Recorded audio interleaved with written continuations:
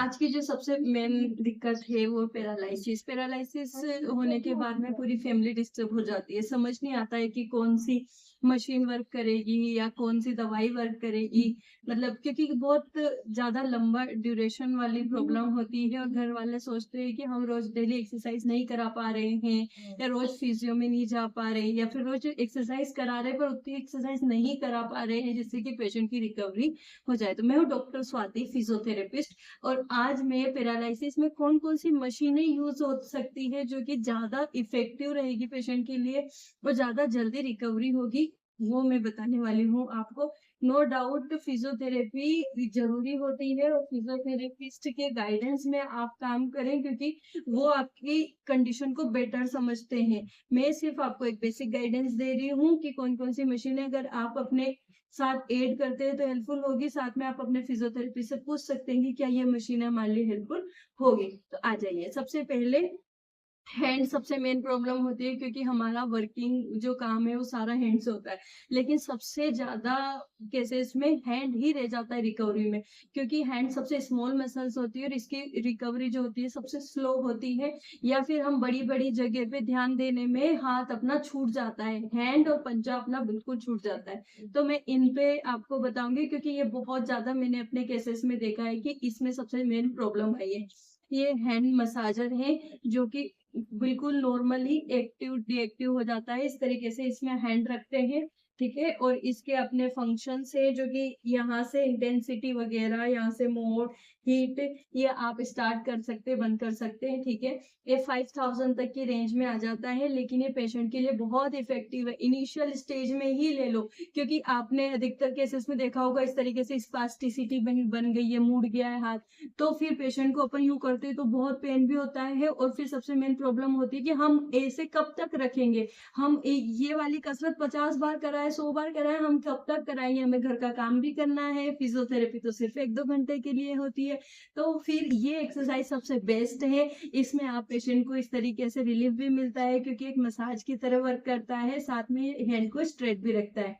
ऐसा नहीं है कि आप दिन भर इसमें हाथ को पटके रखो, लेकिन कम से कम 5 बार आप पेशेंट को करने के लिए दे सकते हो। इनिशियल स्टेज से ही शुरू कर दो क्योंकि प्रॉब्लम बढ़ेगी ही नहीं तो प्रॉब्लम दिखेगी भी नहीं क्योंकि ब्रेन में प्रॉब्लम हुई है।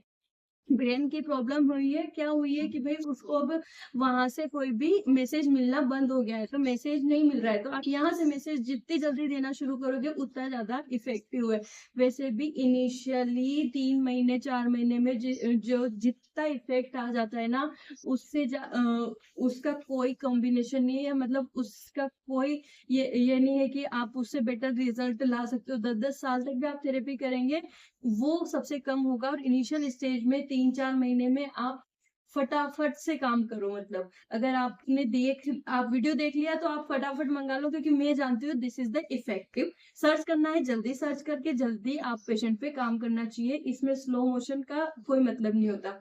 अभी मेरे हाथ में ये स्टार्ट है तो मैं इसे बंद कर देती हूँ, ठीक है? एंड हैंड मैं रिमूव कर देती हूँ।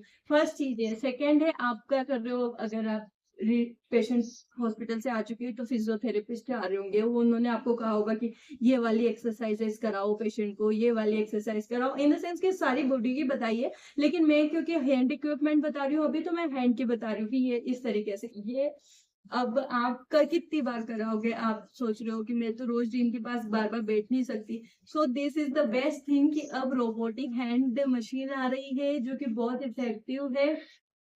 रोबोटिक हैंड मशीन को आप जब उस पे अप्लाई करते हो मैंने खुद पर्सनली उसको यूज़ करके देखा है, अच्छा इफ़ेक्ट है। आप उसका जैसे कि दिन में कम से कम 30 से 40 रिपिटेशन एक एरिया के होने चाहिए। तो कम से कम आप उसे 20 मिनट के लिए लगा दो। दिन में आप 10 से 15 बार लगाओ और ये आपके पेशेंट के ऊपर बहुत इफ़ेक्टिव रहेगा। आई नो ये कॉस्टली है बट अगर आप चाहते हो कि पेशेंट की रिकवरी हो दैट मच कॉस्टली भी नहीं है मतलब 30,000 का तो होगा मतलब बट फिर भी आप पेशेंट के ऊपर डिपेंड करता है, क्योंकि आप उनको ले लेके इतनी जगह चले जाओगे उनको ठीक कराने के लिए कि आप 30,000 तो उनकी ट्रेवलिंग में ही खर्च कर दोगे, बेस्ट थेरेपिस्ट बेस्ट डॉक्टर ढूंढने में खर्च कर दोगे। तो ये चीजें अपने पास रखो, नो डाउट आप सबके पास जाओ, लेकिन आप जब जा रहे हो ट्रेवलिंग में भी तो उनको दे दो, ये कार में बैठे बैठे वो खुद की उनकी चले, क्योंकि वो प्रॉब्लम और नहीं बढ़ेगी। जो पेशेंट्स होते हैं वो फर्स्ट डे से नहीं होते, फर्स्ट डे तो वो ऐसे होते हैं, ठीक है, धीरे धीरे धीरे धीरे धीरे धीरे ये वाली प्रॉब्लम हो जाती है। ये प्रॉब्लम क्यों होती है? क्योंकि इन मसल्स में तो ताकत बची नहीं, इन मसल्स को इसको झेलने की ताकत तो है नहीं, तो ये लटक गया। यहाँ से भी होता है, लेकिन ये जो एरिया है, ये बैक एरिया एक साइड का गया है ना आपका, तो ये पीछे वाली मसल्स इसके साथ कवर कर जाएगी, ये इसके साथ कवर कर जाएगी, ये इसके साथ कवर कर जाएगी। लेकिन बात यहाँ से आते आते यहाँ तक आते आते बहुत लेट हो जाते हैं, तब तक ये सबसे ज्यादा डैमेज हो जाता है। और इसे बचा लोगे तो बाकी सब तो वैसे भी सब बचा लेंगे, थेरेपी बचा लेगा, आप बचा लोगे, सब हो सकता है, ठीक है। सेकेंड थिंग अब आती है कि बाकी 2 मशीनें अपनी हो गई, तीसरी मशीन ये होती है, इसे बोलते हैं हम इलेक्ट्रिकल मसल स्टिमुलेटर, ठीक है। मैंने इसका डिटेल वीडियो बना रखा है कि ये कैसे यूज करते हैं कैसे नहीं करते हैं।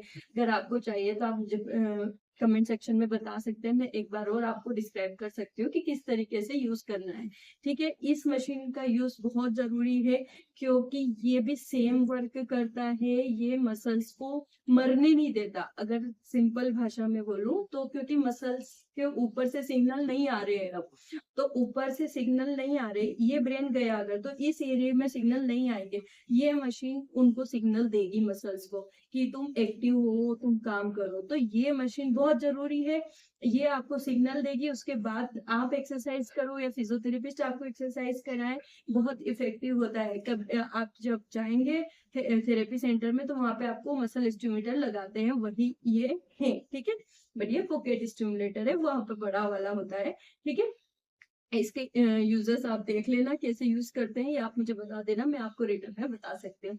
नेक्स्ट है आपके पैरों के लिए। पैरों में भी क्या होता है कि मैं नहीं करा सकता इतनी लंबी एक्सरसाइजेस घर में, हस्बैंड अगर हस्बैंड को प्रॉब्लम है तो वाइफ को बच्चे भी संभालने हैं, घर का खाना भी बनाना है, और ऑब्वियसली वो करा भी नहीं सकती, कोई भी प्रैक्टिकली पॉसिबल नहीं है ज्यादा एक्सरसाइजेस कराना, ठीक है। बहुत महंगे थेरेपीज चल रही होती है, बार बार ट्रेवलिंग चल रही होती है, लेकिन फिर भी मैंने एक चीज देखी है, मैं मेरे पेशेंट्स को देखती हूँ, लेकिन मैं सिर्फ 1 घंटा पेशेंट देख के आती हूँ, उसके बाद उनके साथ में बाकी के 22 घंटे क्या होता है ये मैटर करेगा उनकी रिकवरी पे। अगर उनकी रिकवरी में आप फैमिली मेंबर्स एड नहीं है तो रिकवरी पॉसिबल नहीं है, क्योंकि हम थेरेपिस्ट 1-2 घंटे में कुछ नहीं कर सकते। उसके लिए सबसे बेस्ट आजकल जो आ रही है, जिम की जो साइकिल होती है ना, वैसे ही साइकिल आती है, लेकिन वो इलेक्ट्रिसिटी के थ्रू चलती है। मतलब कि आप सिर्फ पैरों को, पेशेंट को उस पर बिठा दो पूरा कवर करके, और उनके पैरों को वहाँ पे स्टेबली उसके ऊपर बांध दो, वो इलेक्ट्रिसिटी के थ्रू इस तरीके से पेडल लगवा देगी, पेशेंट को खुद नहीं लगाने पड़ेंगे। अब इमेजिन जब पेडल मशीन खुद लगवाएगी तो धीरे धीरे धीरे धीरे, मतलब क्या कर रही है, जो फिजियोथेरेपिस्ट क्या कर रहा है, एक्सरसाइज करा रहे, पेशेंट खुद तो कर नहीं पा रहा है, पेशेंट को कौन करा रहा है, थेरेपिस्ट। ऐसे ही पेशेंट खुद नहीं करा पा रहे, कौन करा रहे, घर वाले। और अगर आप दोनों नहीं करा रहे हो तो कौन कराएगा, मशीन। तो उस मशीन की हेल्प लो आप, ताकि पेशेंट को जब आप थेरेपी सेंटर से आ जाएं, रेस्ट कर लो, उसके बाद में एक सेशन आपका पूरा घर पे भी कंप्लीट हो सके। और उससे सबसे बेस्ट क्या है, आपकी क्वाड्स बन जाएगी आपका पूरा, और उसे फ्लेक्शन में आगे की तरफ भी पैदल चलाओ और पीछे की तरफ भी चलाओ, दोनों डायरेक्शन में। अपन को फ्लेक्शन मसल्स को भी बिल्ड करना है और एक्सटेंशन मसल्स को भी बिल्ड करना है। अगर आप इन दोनों चीजों पे, इन सारी मशीन्स का हेल्प लेते हो, तो बैक मसल्स तो वैसे ही आपकी धीरे धीरे आ जाएगी लाइन में, क्योंकि एक साइड अपनी अच्छी है, एक साइड खराब है, तो ये साइड इसको धीरे धीरे धीरे धीरे ले लेगी इस लाइन में। और एक्सरसाइज कभी नहीं छोड़नी है। मशीन से इसलिए बता रही हूँ ताकि आपको, लाइक घर में अगर ओवन आ गया या फिर घर में फ्रिज आ गया, वॉशिंग मशीन आ गई, तो इसका मतलब ये तो है नहीं कि हमने कपड़े धोना बंद कर दिया, बट उसने अपनी हेल्प कर दी, और इतनी हेल्प कर दी कि हम नेक्स्ट दूसरे काम भी इजीली कर पा रहे हैं। मशीन भी सेम काम करेगी, आपको थेरेपी भी करनी है, आपको एक्सरसाइज भी करनी है, लेकिन ये मशीनें आपको बेहतर रिकवरी देगी। इनकी हेल्प से चांसेस 20 to 50% और बेटर हो सकेंगे कि पेशेंट यस रिकवर होगा, क्योंकि उसको स्टिमुलेशन मिल रहे हैं। नेक्स्ट टाइम एक और बात बोल दूं, ऐसा नहीं पटक के रखो मशीनों के ऊपर पेशेंट को। क्यों? क्योंकि मसल को रेस्ट की भी नीड होती है, खाने पीने की नीड होती है, रिलैक्सेशन की नीड होती है। इसलिए हर चीज को लिमिटेड यूज करना है। कम से कम दिन में 3 या 4 बार भी यूज करते हो, this is the best thing. इससे ज्यादा आप मत यूज करो भले ही। और धीरे धीरे पेशेंट की जैसे जैसे कैपेसिटी बढ़ती है वैसे वैसे करो। और इन सब जो मशीनें हैं इनको धीरे धीरे कम करके खुद की स्ट्रेंथ भी बढ़ाने की ट्राई करो। पर बढ़ेगी वो तभी जब आप उन बचा के रखोगे। क्या होता है कि ये डैमेज हो गया तो इसे एक्टिव करना है, अब ये कंट्रोल करेगा। जब तक कि इसे सिग्नल मिले, बार बार सिग्नल मिलेंगे जब करेंगे ना अपन तब। तो जब तक ये सिग्नल नहीं मिल रहे हैं तब तक जिंदा रखना है मशीनों के थ्रू मसल्स को। आई होप ये वीडियो आपकी हेल्पफुल रही हो। और अगर आपको ऐसी इंफॉर्मेशन जाननी है तो आप मेरे चैनल को लाइक शेयर एंड सब्सक्राइब कर सकते हैं। Thank you.